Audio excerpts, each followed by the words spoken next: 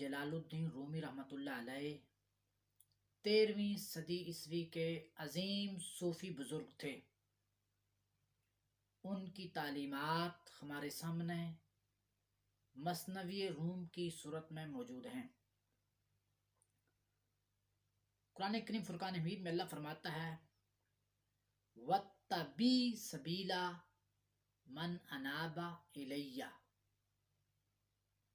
مفہوم یہ ہو بندو، اے مخلوق خدا، اس بندے کی اتباع کر لے جو میری بارگاہ میں رجوع کر چکا ہے۔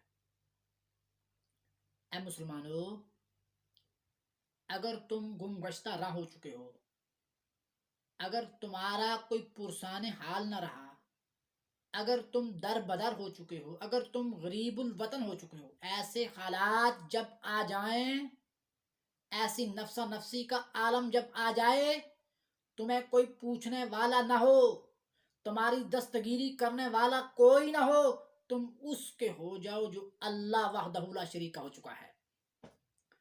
مولانا روم رحمۃ اللہ علیہ نے نسبت قائم کرنے کے حوالے سے مثنوی روم دفتر اول آپ کا پہلا شعر ہی اسی موضوع پر ہے۔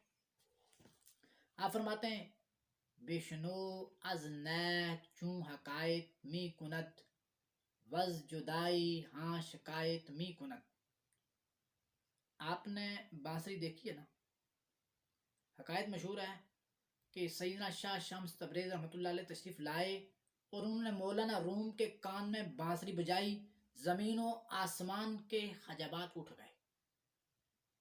لیکن مولانا روم فرماتے ہیں یہ لکڑی ہے، لکڑی بولتی ہے، لکڑی سے آواز آتی ہے، وہ درخت کے ساتھ لگی ٹہنیاں کیوں نہیں بولی؟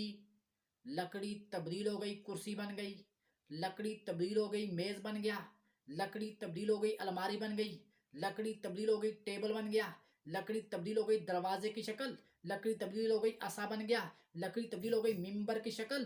مولانا روم فرماتے اے لکڑی تو صورتیں بدلتی ہے، تو رنگ بدلتی ہے، تو کیفیت بدلتی ہے، تو نام بدلتی ہے، تو قیمت بھی بدلتی ہے۔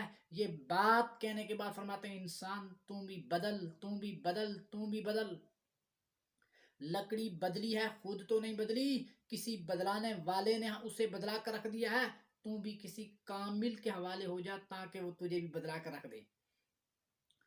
بشنو از نہ چون حکایت می کند وز جدائی ہاں شکایت می کند۔ آپ فرماتے ہیں بانسری منہ میں رکھ کے پھونک مارو، آواز آئی پھونکنے والے، یہ سریلی آواز تیری، یہ میٹھی آواز تیری، یہ لہریں پیدا کرنے والی آواز تیری، یہ کانوں کو بلی لگنے والی آواز تیری، یہ دلوں میں ہلچل مچا دینے والی آواز تیری، یہ کیف، سرور، مستی پیدا کرنے والی آواز تیری ہے تو ہٹا بانسری، پھونک مار۔ جس کے سامنے پھونک مارے گا منہ پھیر لے گا۔ بانسری منہ میں رکھ کر پھونک مارو، سب سننا شروع ہو جائیں گے۔ معلوم ہوا آواز تیری نہیں، آواز تو بانسری کی ہے۔ لیکن رومی صاحب پوچھتے ہیں بانسری بتا کیسے بولی؟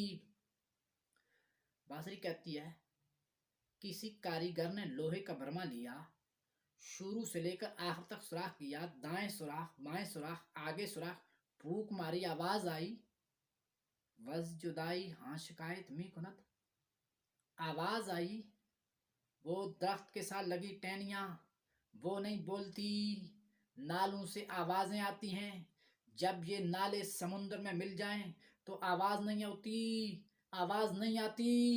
وز جدائی ہاں شکایت می کند، بانسری کہتی ہے میں جدائی کی شکایت بیان کر رہی ہوں، نالوں سے آوازیں آتی ہیں، اور یہ نالے سمندر میں مل جائیں تو آواز نہیں آتی۔